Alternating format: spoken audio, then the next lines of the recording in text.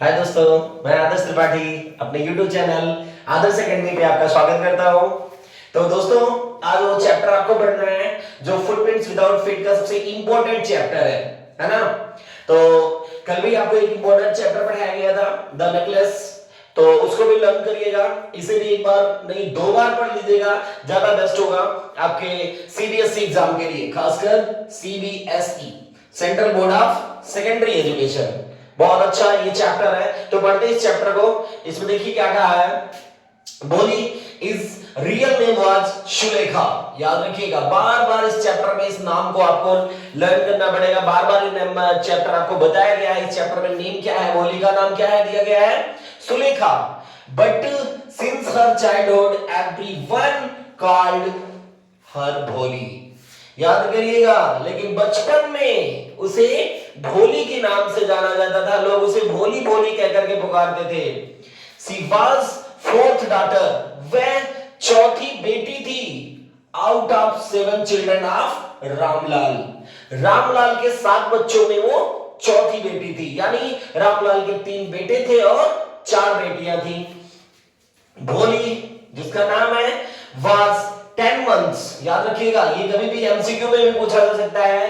10 month भोली जब 10 महीने की थी, she had fallen of caught where has damaged same part of her brain।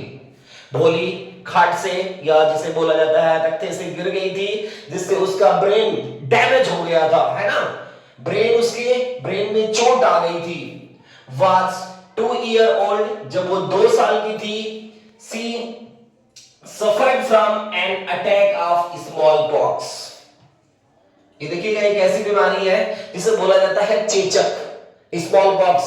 मतलब फेस पे चेचक हो जाना, मतलब इतना भद्दा लगता है, कितना बुरा लगता है, व्यक्ति अगली हो जाता है, आप समझ सकते हैं। तो भोली किससे पीड़ित हो जाती है? स्मॉल पॉक्स, चेचक से। फिर देखिए क्या बताता है, and her entire body disfigured by deep black pox. और उतना ही नहीं, उसकी पूरी body deep black pock marks, पूरी बॉडी मतलब क्या हो गई थी, काले काले मार्क से पूरी बॉडी उसकी डिस्कलर्ड हो गई थी, या आप सीधा सीधा समझिएगा अगली हो गई थी। रामलाल भोली के पिताजी हैं। रामलाल वाज वेरिड, रामलाल बहुत परेशान रहते थे। वल्ली अबाउट भोली, केवल भोली को देख करके, अपने 7 बच्चों में भोली को देख करके रामलाल बहुत परेशान हुआ करते थे। As she neither beautiful nor intelligent, भोली ना सुंदर ही थी और ना बुद्धिमान ही थी। इसको लेकर के उसके पिता रामलाल बहुत परेशान रहते थे, बहुत वैरिड हुआ करते थे। भोली was 7 year old, भोली जब 7 साल की हुई, when Mangla was married। Mangla कौन है? भोली की सबसे बड़ी बहन है। तो मंगला की शादी हो चुकी थी, है ना। जब वो 7 साल की होती है तो मंगला की शादी हो जाती है। And A primary school opened in their village. और उस समय उसके बाद उनके गांव में एक प्राइमरी स्कूल, जिसमें हम 1 से लेकर के 5 तक की पढ़ाई हुआ करते हैं, प्री प्राइमरी की स्कूल में पढ़ाई करते हैं, खोला जाता है। His wife objected that no one would marry the girls if they would go to school, है ना। वो अपने पति से बात करते हैं और उसकी वाइफ मतलब भोली की मम्मी बोलती हैं कि अगर बेटी हमारी स्कूल जाएगी तो बेटी से कौन शादी करेगा। She felt that भोली was ugly, वे महसूस करते थे कि भोली कैसी थी, अगली थी, कुरूप थी। Nobody would marry, कोई उससे शादी नहीं करेगा।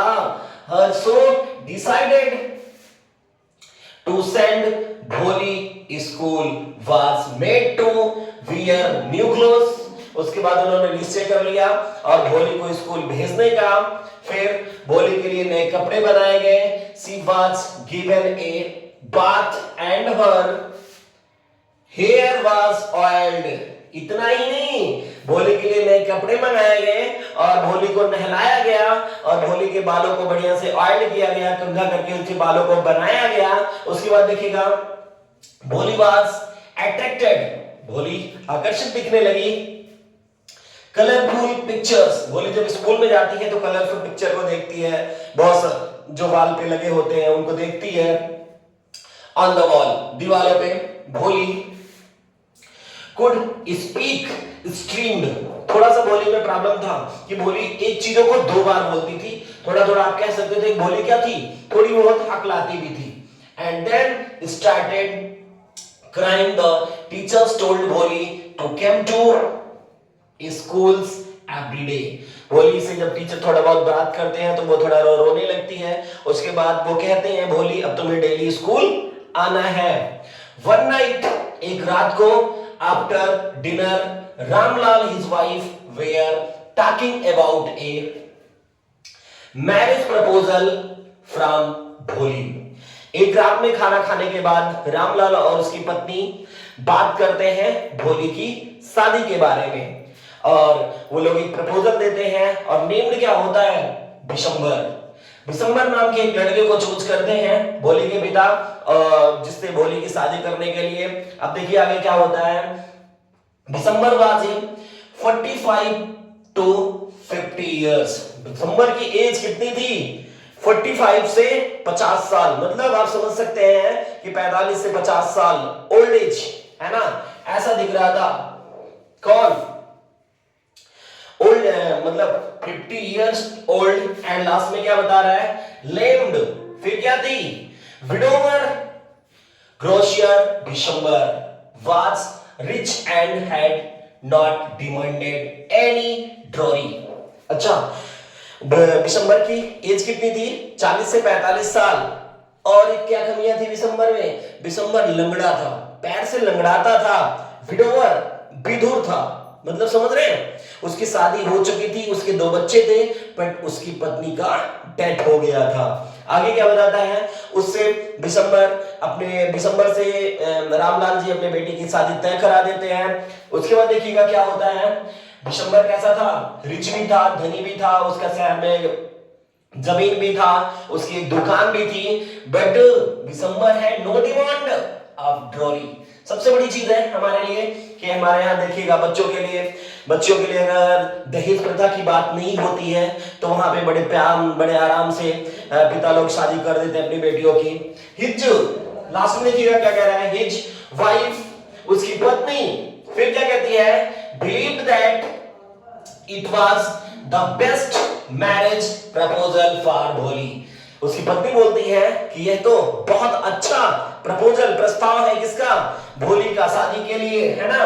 फिर देखिए आगे क्या होता है, Bishambar was from an other village. Bishambar क्या है, किसी दूसरे गांव का है। ही डिड नॉट नो, वह नहीं जानता है, about the Bholi pock marks and lack of sense.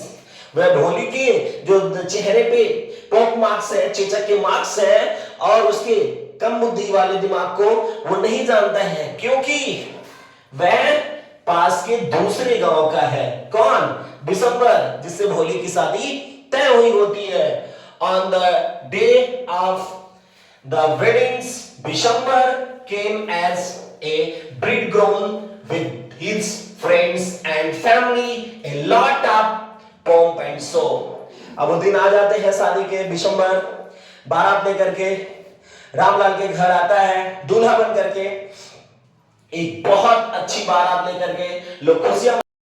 अभी आप लोगों ने देखा था कि ग्रेट पोम एंड शो के साथ वो बारात लेकर के बिशंबर आता है, कहां पे, रामलाल के दरवाजे पे। अब देखिए आगे की कहानी क्या होती है। It was the time for भोली। अब किसका टाइम था, अवसर भोली का था। केम आउट, भोली दुल्हन बन करके बाहर आती है। भोली came out in A red colour silk saris. भोली उस समय लाल कलर की सिल्क साड़ी पहनी हुई थी। And set near the sacred fire. आप सभी लोगों ने देखा होगा कि हम लोग की जहां भी शादियां होती हैं, एक पवित्र अग्नि जलती रहती है, उसको साक्षी मान करके हम लोग शादी करते हैं। तो उस पवित्र सेक्रेड फायर के सामने बैठ करके सामने शादियां होनी थी। Was time for the garland। अब किसका टाइम, समय था, जयमाला डालने का, यानी फूल वाली जो माला थी वो एक दूसरे को पहनाते और वहीं से माना जाता है कि शादी पूर्ण होती है। गार्लैंड सेरेमनी, अब माले के जब उत्सव आता है, विशंबर सा भोली, विशंबर किसको देखता है? भोली के फेस को देखता है। विशंबर कैसा होता है? एक बहुत बड़ा लालची दूल्हा होता है। On the seeing her pock marks, जब उसके चेचक के चिन्हों को देखता है, किसके? भोली के। कौन? विशंबर। और विशंबर होता कौन है? उसका होने वाला पति। Vishambar ask for a dowry, Vishambar के दिमाग में एक लालच आती है और वो दहेज मांगने के लिए उत्सुक होता है और मांगता है कितना? 5000 रुपीज। सोच लीजिए शादी कितने पे तय थी? 2000 रुपए पे। अब वो दहेज कितना मांग रहा है? 5000 रुपए। कौन? विशंबर। किससे? रामलाल। और रामलाल कौन होता है? भोली के पापा होते हैं। If the money is not given, Ramlal pleaded to him and put his turban at his feet. ये तुम मुझे ये पैसे नहीं दोगे तो आपकी बेटी से हम शादी नहीं करेंगे। ये सुनकर रामलाल अपनी टर्बन मतलब अपनी टोपी उतार करके ला करके विशंबर के चरणों में रख देते हैं। Vishambar to take 2000 rupees, Vishambar आप मतलब उनको 2000 रुपए दिए गए थे, but Ramlal had to bring this amount of 5000 rupees. अब ये रामलाल 5000 रुपए कहां से लेकर के आएंगे, है ना? वो फिर इसके लिए तैयार नहीं होते हैं। अंत में रामलाल जी अपने घर से 5000 रुपए ले आकर के उस दूल्हे को, जो कौन से दूल्हे? जो दहेज प्रथा पे शादी करने के लिए तैयार होता है, जिसका नाम होता है विशंबर। आगे देखिएगा, Vishambar again took the garlands, Vishambar दोबारा जब पैसे मिल जाते हैं तो माला उठाता है, किसको गले में डालने के लिए? भोली, जिसका नाइक नेम होता है शुलेखा। टू पुट द अराउंड भोली, फिर देखिए दोबारा राजी हो जाते हैं विशंबर जी माला डालने के लिए भोली के नेक यानी भोली के गलों में। द भोली stopped Vishambar and through the garlands into the fire. भोली कहती है विशंबर जी रुकिए, हम आपको अब हमारी शादी नहीं होगी, यानी वो माला नहीं पहना पाते हैं और माले को उठा करके भोली कहां फेंक देती है?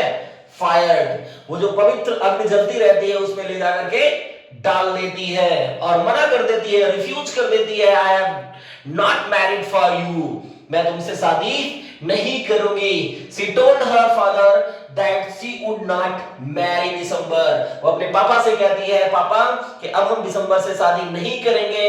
And ask him to take the money back, और हम कहते हैं कि उनसे पैसे को वापस ले लीजिए। When December and everyone went away, Ramlal felt ashamed। जब विशंबर अपनी बारात को लेकर के रिटर्न चला जाता है तो उसके पिता बहुत संकुचित रहते हैं एंड सारोफुल, बहुत दुखी में रहते हैं। भोली, आगे देखिए अब भोली क्या करती है। भोली भोली बोलती है in that she would for marry and would take care of her। अब हम पिताजी अब हम शादी नहीं करेंगे और क्या करेंगे? आपकी देखभाल करेंगे। पेरेंट्स अपने माता पिता की इन देयर ओल्ड एज, कब? उन दिनों में जब वो बूढ़े हो जाएंगे। सुलेखा, भोली का नाम है सुलेखा, बार बार याद रखिएगा। Sulekha teachers who was watching all this drama, जो भोली की मतलब सुलेखा की टीचर्स थी, वो इस सारे पूरे ड्रामे को देख रही थी पास में खड़े होकर के। फिर उसने थंबनेल देती है, भोली teachers is satisfied this action of भोली। भोली के इस एक्शन से बहुत खुश होती हैं उनके टीचर्स। कौन? जो उनको प्राथमिक विद्यालय में पढ़ाए हुए थे। और ये आप लोगों ने देखा होगा, सीधा सीधा ये आपको सीख देता है कि आज जो वर्तमान में हमारे यहाँ ड्रॉरी सिस्टम, दहेज प्रथा से शादियां हो रही है, बहुत गलत हो रही हैं। फिलहाल कमियां सिर्फ एक में नहीं होती हैं, दोनों में होती हैं। फिलहाल विशंबर दास जी एक बहुत लालची और ग्रेडी आदमी थे जिन्होंने शादी अपनी 2000 रुपए दहेज पे तय की थी। फिर भोली के पापा रामलाल को 5000 रुपए की डिमांड करते हैं कि यदि आप मुझे 5000 रुपए देंगे तो हम आपकी बेटी से शादी करेंगे, आज तो अपनी बारात लेकर के रिटर्न चले जाएंगे। तो आपने देखा होगा गोली ने एक नई सीख दिया है इस समाज को कि मुझे इस समाज में कैसे रहना चाहिए। दोस्तों ये चैप्टर आपका फिनिश हुआ, बहुत अच्छा चैप्टर है, बहुत अच्छा चैप्टर है, इसे पढ़ लीजिएगा, एक बार नहीं 2 बार पढ़ लीजिएगा। 100% आपके पर एग्जाम में कंपल्सरी कल आना ही आना है। तो थैंक यू दोस्तों। अगर चैनल अच्छा लगा होगा तो सब्सक्राइब करिएगा और लाइक करना मत भूलिएगा। मैं आदर्श त्रिपाठी आपका बहुत बहुत धन्यवाद करता हूँ। थैंक